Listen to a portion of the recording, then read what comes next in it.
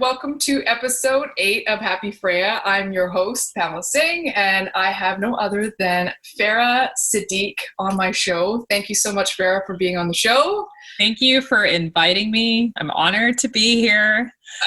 Such an honor. Honor is all ours. Farah is an Afghan-American shadow and transformational expert, multidiscipline Reiki healer, aka Cosmic Healer, and CEO and co-founder of the app iAscend.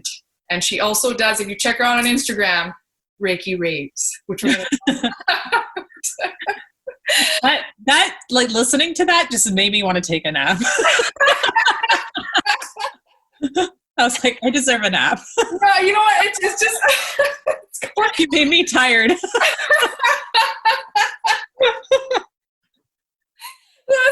You know what? It's interesting. We're all I think as human beings starting to take a multidiscipline and effect to things that I mean I thank you for actually sharing that, because I do actually interview a lot of people where I have to list quite a few things and I run out of breath, and it's creativity, right? It's amazing because it's like I love that we don't limit ourselves to being one thing, and I love that we're in a world where people are seeing that they have multiple gifts. And I feel like one of my reasons for being is like pulling the magic out of people, pulling their gifts out of them and showing it to them and being like, this is where your gifts are. And usually it's in our shadow work, because our shadow is based on our conditioning, and it's where our self-doubt lives. It's where our self-sabotage lives. Yes. And once you can harness that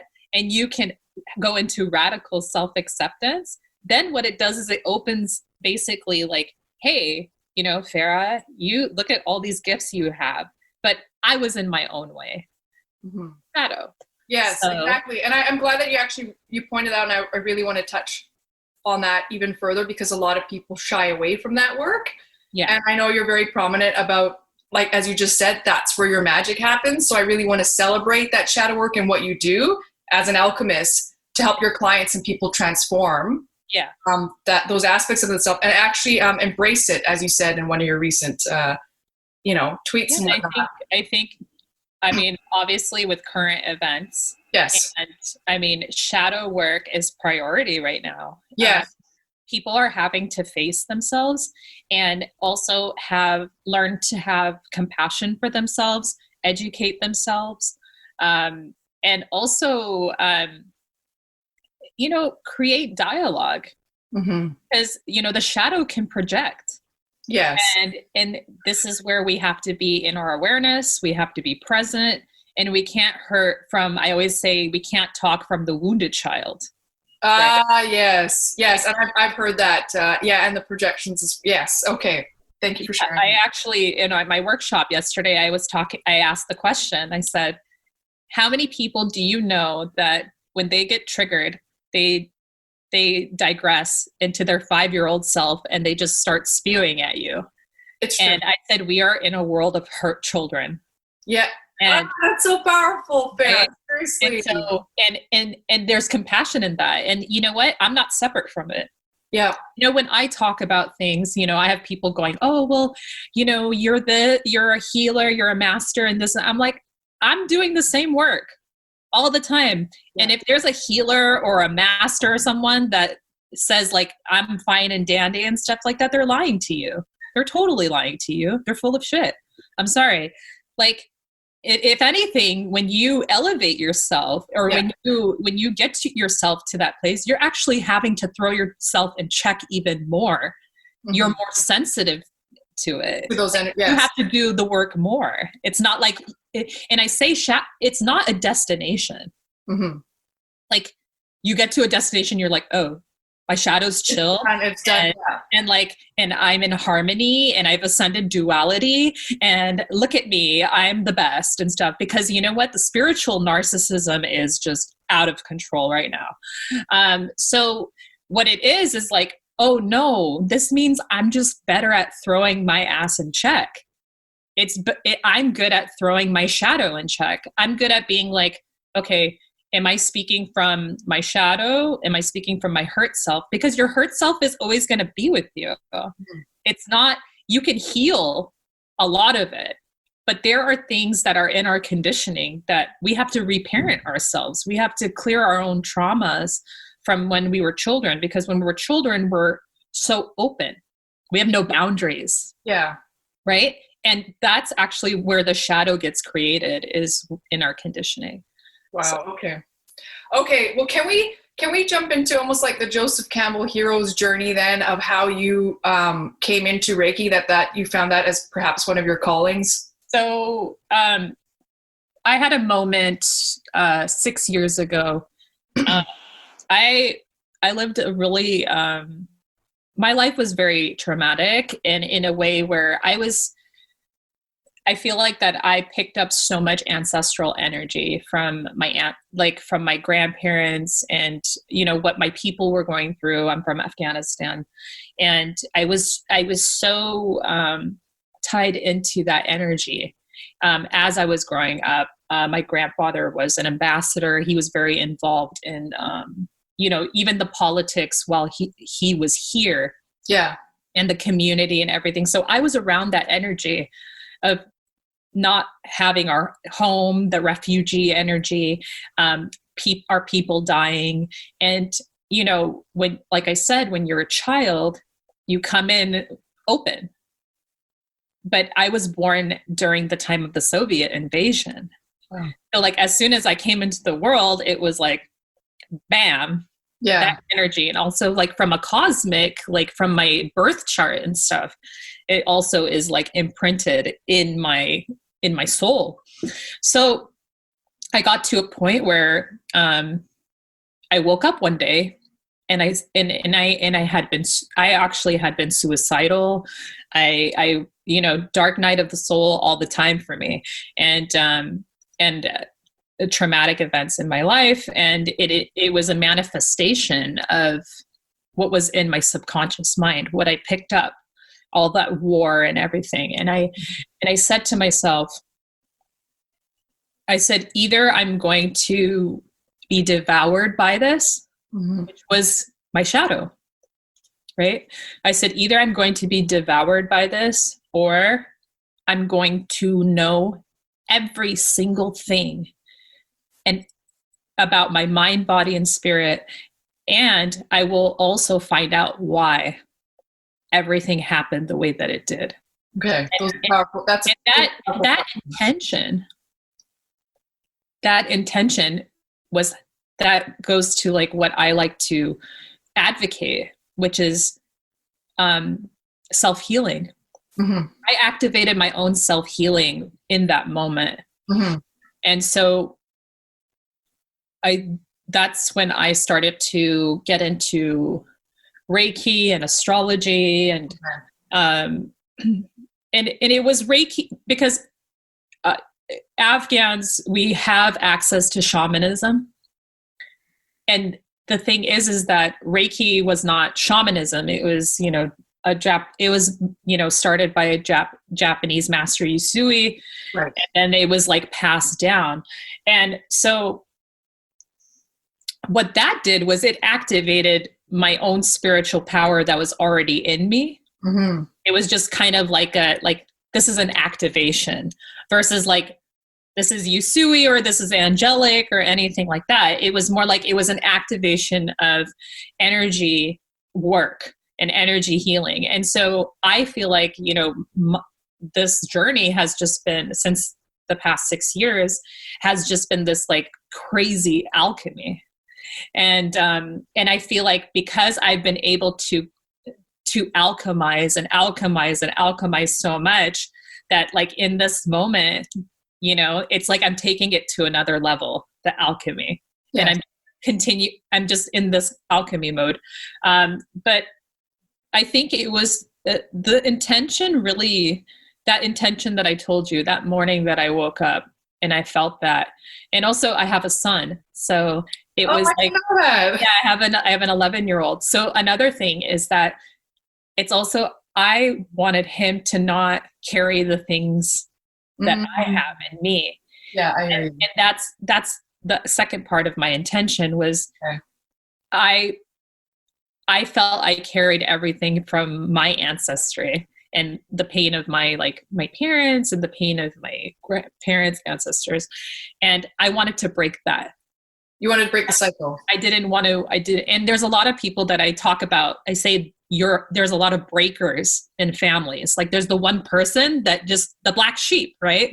Yes. That goes out and it's like, all right, I'm just going to decondition myself. I'm going like all the way, like, and it's a bittersweet journey.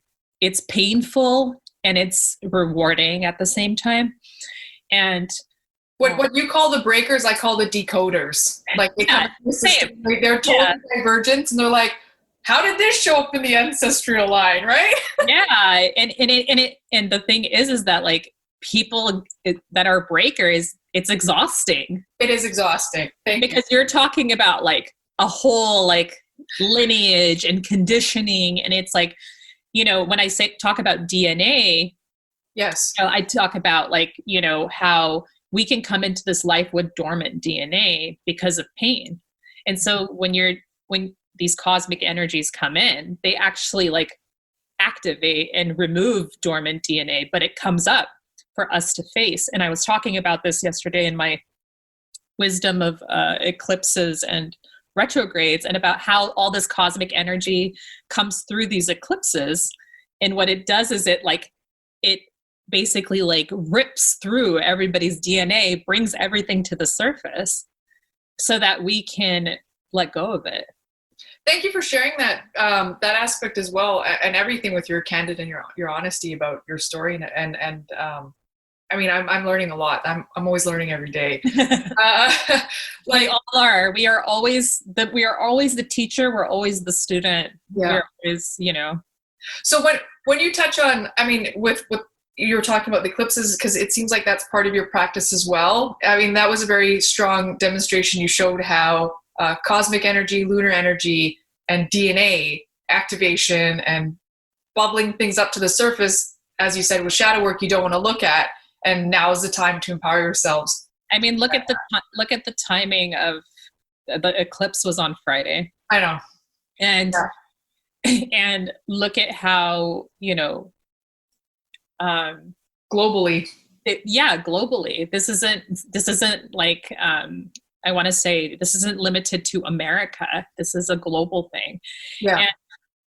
And also like there are certain transits that are all happening at the same time that were key transits in the past. Like what I was talking about was like how the past, present, and future timelines are all like intermeshed right now.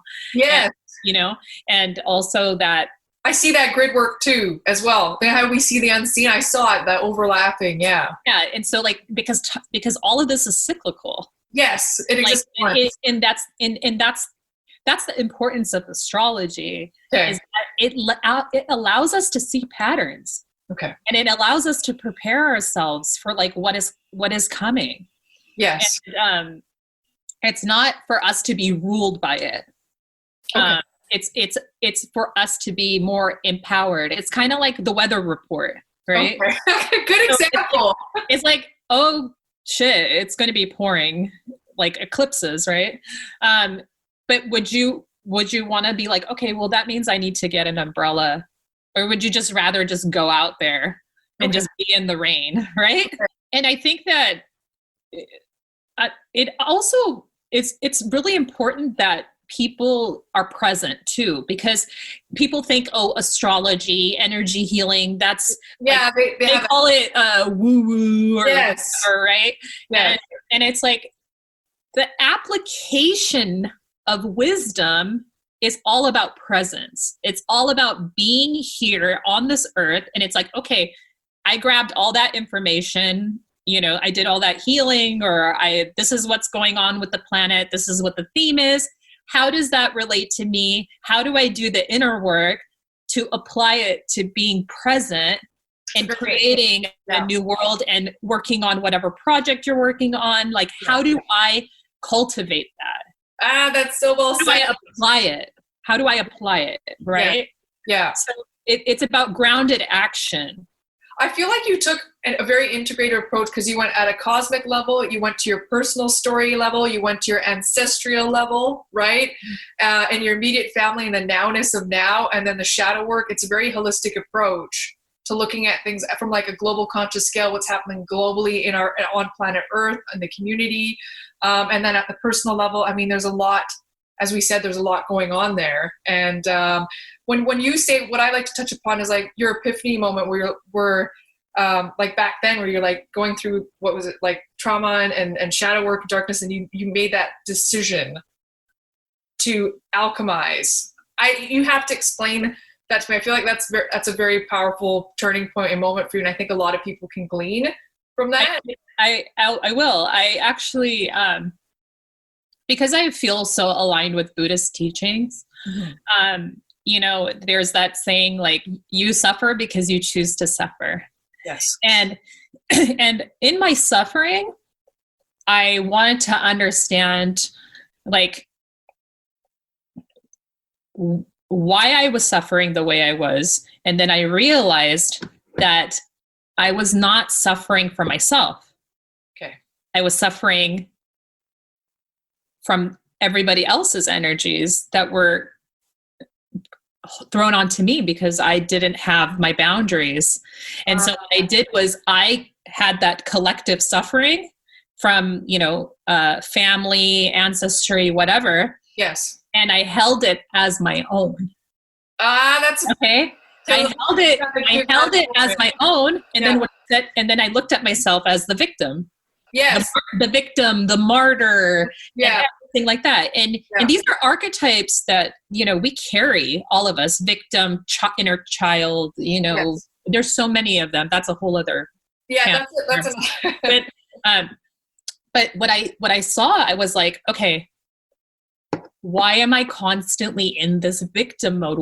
And then what happens is when we're in victim mode, we manifest suffering. We manifest events that contribute to our identity, our subconscious identity of like, no, I'm the victim, I'm the martyr. So it's like universe is listening to us, yes, right? Universe is like, hey, oh, you're a victim and a martyr? Oh, let's give you more of that, right? Bring it, right? Yeah. Because I tell people, I said universe, and I said it again, that's something I said yesterday, but I said universe listens. And you have to know what's going on in your subconscious mind. Like, what signals are you giving universe? And it's the same thing with your energy and boundaries when you're present here. What signals are you giving people? Yes. Right? And so like, let's say like now I'm giving signals of I'm accountable and responsible for my own inner peace, my own wisdom, my own happiness, my own I am not codependent on anyone. I'm dependent on myself. No one owes me anything. Thank you. Yeah. This is something that when we're in victimhood, right, we constantly think like the whole world owes us something, right? Yes, I've seen but when we get out of like victim martyr, right? Yeah. And I'm talking about like an extreme of like extreme suffering. I'm not saying like everybody is like this. I'm saying that we do, but we do have the moments where we feel like victimized. And it's how do you pull yourself out of it? And how do you take a look in the mirror and cut through the illusions you create for yourself? Because that's what we do as humans. Yes. And it has to do with our consciousness and how we were conditioned, right? Mm-hmm. So as an Afghan, I can say that I was, we're talking about generations of war and, just the worst treatment, right? And then, I can see that everything is polarities, right? But it's like, okay, what am I in control of? I'm in control of my own inner peace. I'm in control of how I'm treated. And that's the thing that people don't see. People don't see how much power they have and what signal they give out to the universe. Yes. If you identify with being a victim, you're going to be a victim the rest of your life because the ego is so strong and will hold on to that identity because it's more painful for you to move out of it and to break free from it because you've identified with it for so long. And maybe your past generations identified with it for so long, but for you to break free from it and to heal yourself and to actually create a new identity for yourself that has nothing to do with pain and suffering. Yes. That takes real work. We're going to give that just a moment. I need to give that. Let's have a moment. Let's just give that a moment to you made so many powerful statements and epiphanies and really your boldness and courage in speaking them. I want to celebrate that because I hope people can go back and just listen to this and just look at it in its totality, the whole interview of that, because a lot of truths that you speak true for me, for my own personal identity of, being in a Muslim, Hindu, inter-religion, whatever background. And my sister and I coming in to be the decoders to break that of love because of each other, and experiencing that hate and that trauma. And early on, I have a podcast named Happy Freya with everything that's going on. But as a child, I made a decision that no one was going to take my happiness away or my self-worth or my value. And that's powerful. It's as a child, and I was like, I have that sovereignty over my body and my mind and my soul. So thank you for speaking your truth because it helps me speak mine, and I hope for others as well. And like you said with shadow work is not like holding a candle. It is like crying. It is, I hate myself. I'm this or I'm stuff. That's what it is. Hey, I've been on the bathroom floor half my life, rolling and crying, and you know what I mean? It is not easy work, and that's why nobody's doing it till now. It's true, and I want to touch on something. You said something powerful here about letting go of the identity of the past and acknowledging it as well, because some people think that if you let go of it, then I think the fallacy or the premise is that, well, then you're justifying it, and you're not saying you're justifying it. I always said if people knew how freeing forgiveness was, more people would do it, because I don't want to hold on to that. Yeah, forgiveness is actually one of the most powerful things you can do, and I always, whenever I talk about forgiveness work, it's always easy to forgive others. It's harder to forgive yourself. That's it. And this thing with identity, and about how our ego labels ourselves something and says, you know what, that's what you are, and you're always going to be that, and this and this, that. No, we're humans. We're here to evolve.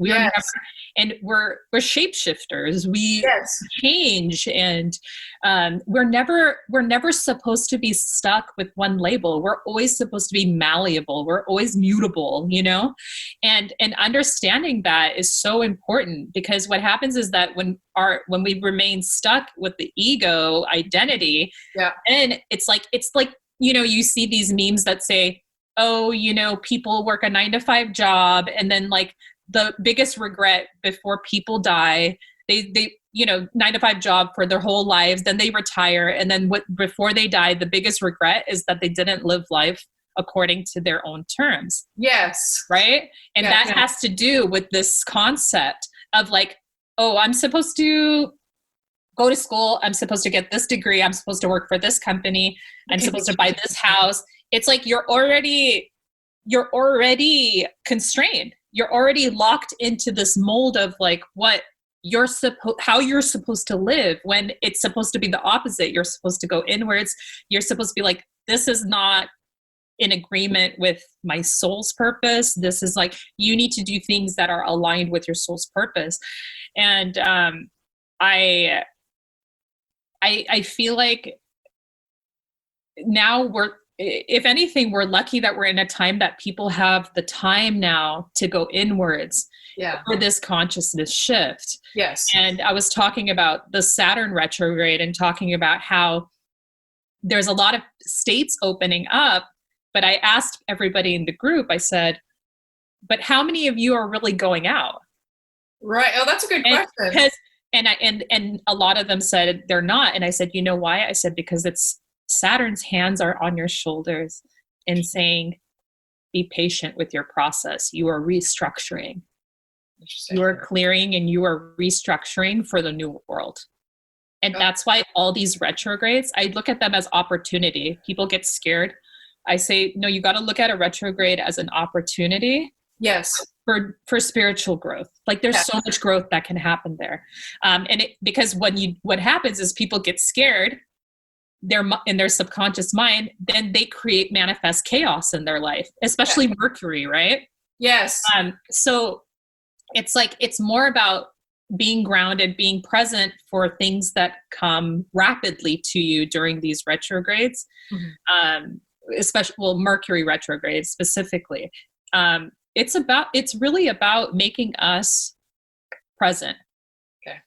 And and again, like I said, there are timelines that are being, and it's literally like, you got to be like in that like Zen monk in the storm. I always use that reference. It's the Zen monk in the storm, and that trusting that everything is happening as it should. And right now, the only thing you have control over is yourself. The most important thing. That's true. Right? Yeah. I like the Zen monk because I do the mountain with the clouds, which is also like a Taoist, technique of, because when what you give your attention to, it grows, and now you're creating a density and a reality of that. Yeah. So do you feel that with the shadow work, this question came up, it's like, does it get lighter? Does it get better, Farah? I think that you become, I feel like you almost get into autopilot of how to transmute it. Okay. I feel like you are able to deal with it faster. You're able to recognize it. Okay. And so what it is that I feel like your layers to recognition get more like in depth. Okay. Does that make sense? Like you could see like, okay, I'm feeling anxiety about, let's say, I'm feeling anxiety about doing this podcast. Yeah. And it's like, okay, where does that come from? Okay, well, I haven't done a podcast before. Okay, well, it's because it's fear of the unknown, right? And this is a very important thing, is like fear of the unknown. Unknown is where everything happens, and that's where presence lives. Sure. Right? Yeah. We fear the unknown because we don't know what's going to happen. That's the future. Right. Right? Yes. And so like, this is where this is like when you're talking about getting to the next level, right? Where you have that full trust. Yes. But this again, back to these patterns of recognition about the layers to it. It doesn't just go like, I'm in a moment of self-sabotage. I want to cancel the podcast and then you go in and you go, oh, okay, well, it's because I've never done a podcast. Right. But you can go deeper into that. Yes. Like I just said, right?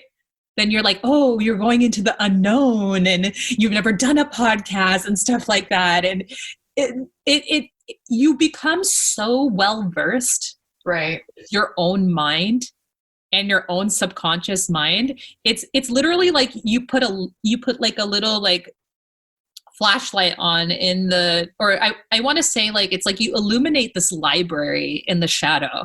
Oh, that's a nice where one. You're like, oh, this led to this, led to this, led to this, for me feeling that in this present moment. Okay. Does that make sense? Yes, no, it does. Thank you for that. I mean, collectively, I was going through that whole process, and I'm sure that myself and viewers and people can identify those kind of moments. Yeah. In life. And I like how you said the recognition of the patterns, that you can kind of get more aware in the now of it. Everything is two things. It's patterns and polarities. Okay. And it's like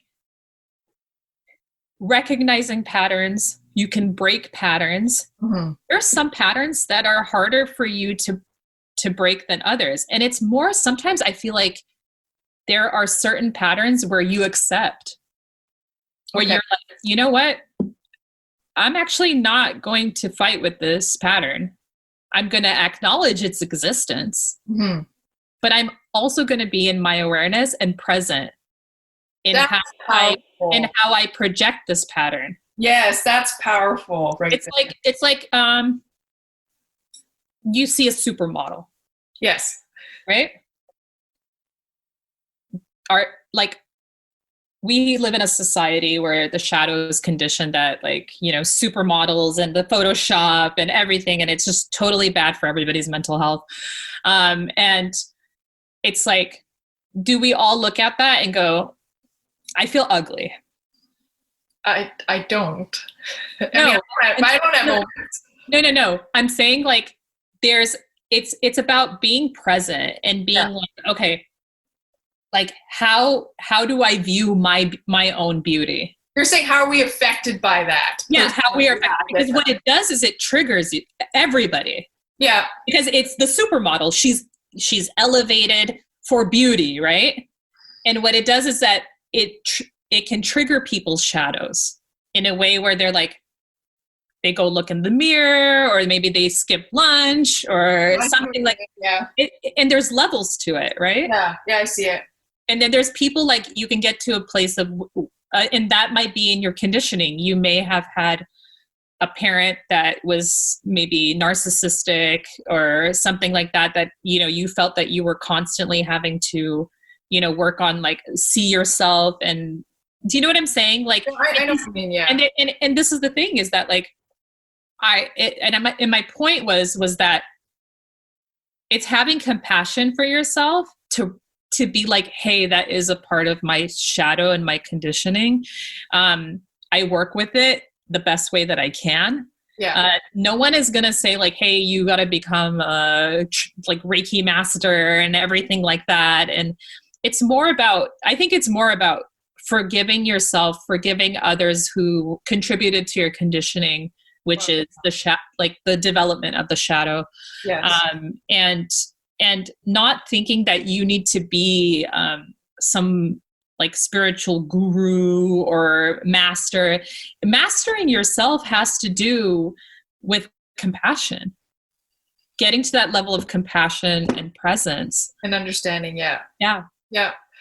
Okay, well, I wanted to end off here a bit with because I thank you so much for sharing everything that you have with what you're doing, because you're talking about your passions and your creativity and a new world that we create that within ourselves and outside. And I know one of them is you're looking to build iAscend, which you co-founded. Yeah. If you could touch upon that passion project of yours and where, you know. So iAscend, the story with iAscend, my best friend, Michael, lost his father to cancer. Mm-hmm. And I had just, I became a Reiki master at that time. And throughout the process before his father passed away, I kept messaging him and saying, hey, do you need me to work on you? Do you need anything? I was like, do you need me to come to the hospital, hold space? Because I do that too. I can hold space for the dying.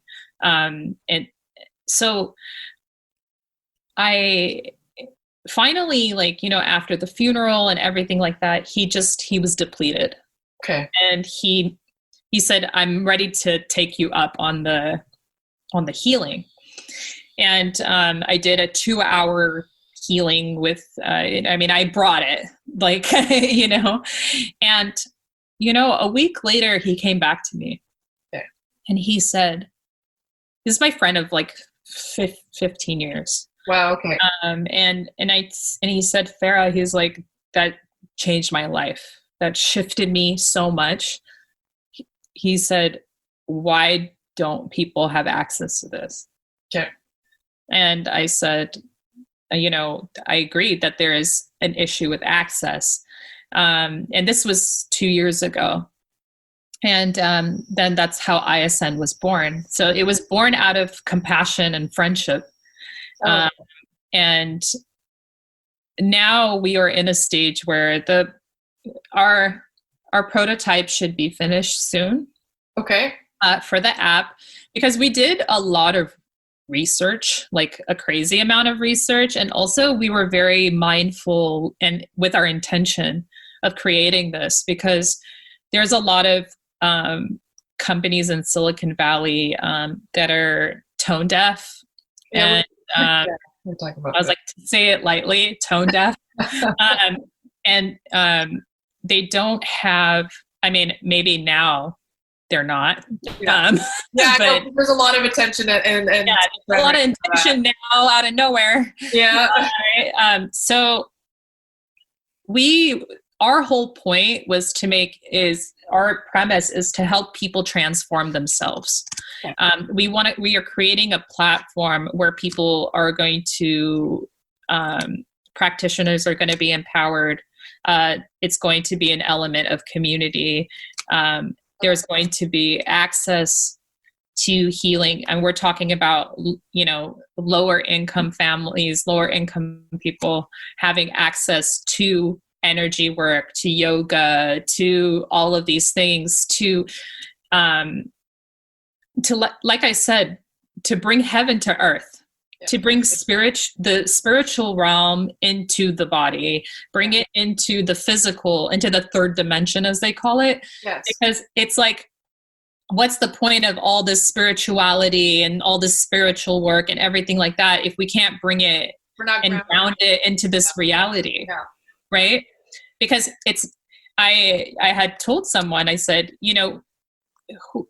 there are people who have that this has to do with, wealth and access. There are people who they have yoga and they have the gym and it's a part of their daily routine, and it's because they have the finances for it. Mm-hmm. But what about the person that's like the single mother that's working 3 jobs and she has, and she's living, in, a low income neighborhood and it's dangerous. Like who needs the access to spiritual healing more? Okay. And so there has to be I call it like a correction. Okay. Where it has to be balanced, where everybody has access to tools and to practitioners that help you transform yourself. And also, I want to say also at different economic entry points as well. So I hope that explained. No, I appreciate I definitely, I think with finances and abundance, that everybody that's their birthright, that they have access to that. But it goes back to what I talked about, right? The shadow and the identity. Exactly. And knowing that you to tie it back. Yes. Yeah. Okay, I got you on that. Okay. Well, thank you so much for all of this. I mean, it was so well presented and so well said. It was brilliant and brave and bold, and that's what's needed right now, and very compassionate. So thank you for that compassionate voice. And just for our viewers, where can they find you? I know you're active online and you're doing workshops online. Your next I have this month I have free workshops. They're in my bio on my Instagram, which is at Farah M. Siddiq. Okay. And then I'm active on my Twitter, which is the same. Okay. And we have registration for iAscend on the website. Awesome. As well. That's also in my bio, and everything is on my Instagram page. I'll put links below where you can find Farah. Everything is there, but I think everybody is in a again, when we talk about in this present moment, I think everybody is shifting and committed to being better. I feel that too. And I think that's really what it's about, accountability. So I think that's beautiful, actually, to look at all the colors. Yeah. That life has to offer and go create your masterpiece. Yeah. That's a beautiful way of putting it. I like that. So thank you so much. And to all our viewers too, stay tuned for more Cosmic interviews. Bye. That's a wrap.